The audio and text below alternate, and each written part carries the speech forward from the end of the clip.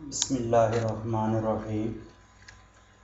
Students, آج ہم political science BA part 2 کا چیپٹر نمبر 1 پڑھیں گے، برطانیہ کا سیاسی حکومتی نظام۔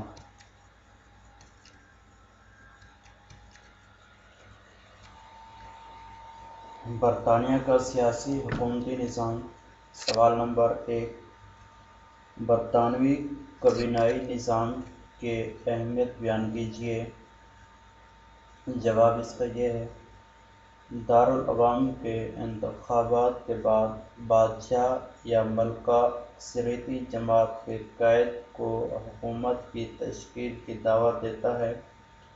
دستوری اعتبار سے کابینہ کی تشکیل کے سلسلے میں تاجدار لامحدود اختیارات حاصل ہوتے ہیں، لیکن دستوری روایات کی نشوونما کے تحت حکمران کے اختیارات عملی طور پر محدود ہو چکے ہیں، یعنی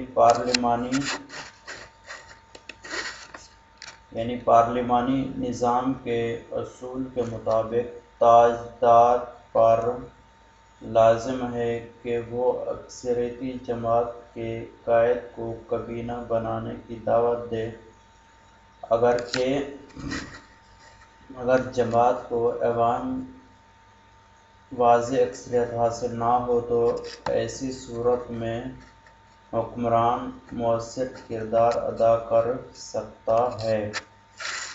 ہم ایسے حالات میں بھی وہ دارالعوام کے کسی ایسے قائد کو کابینہ کی تشکیل دعوت دیتا ہے جو اس خیال میں کہ اکثریت کا اعتماد حاصل کرنے میں کامیاب ہو سکے گا، دوسرے الفاظ میں وہ مخلوط وزارت بنانے میں کامیاب ہو۔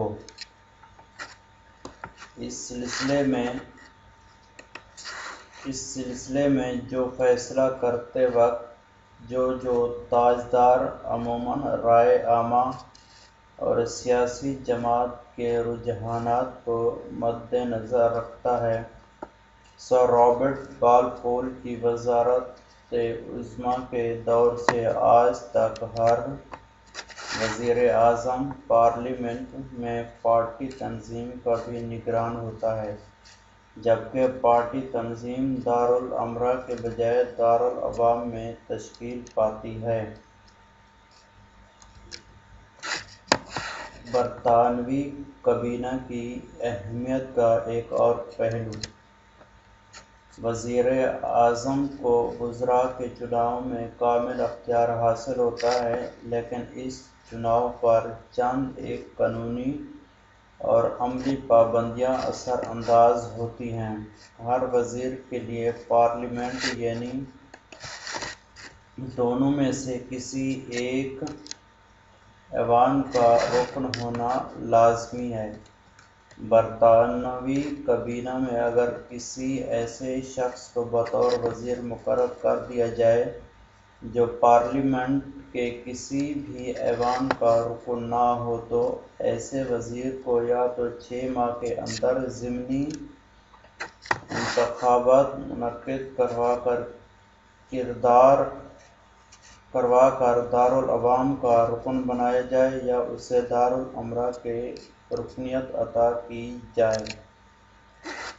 1937 کے قانون کے مطابق ایوان بالا سے بھی چند وزراء کی شمولیت ضروری ہے، تاہم وزراء کی زیادہ تعداد دارالعوام ہی لی جاتی ہے۔ عام طور پر 3 کابینہ کی سطح کے وزراء اور 3 پارلیمانی سیکریٹری دارالامر میں شامل کیے جاتے ہیں۔ عام طور پر کنزرویٹو پارٹی حکومت کی تشکیل کے سلسلے میں لیبر پارٹی کے مقابلے میں دارالامر سے زیادہ اراکین لیتی ہے۔ 1957 کے ایک ضابطہ کے مطابق دارالعوام سے 70 سے زائد وزراء اور وزارت میں شامل نہیں کیے جا سکتے۔ اور اس مجموعی تعداد میں سینئر وزراء کی تعداد 27 سے زیادہ نہیں ہونی چاہیے۔ پارلیمنٹ کے اجلاس کے دوران ہر وزیر صرف اس ایوان میں موجود ہوگا جس کا وہ رکن ہو۔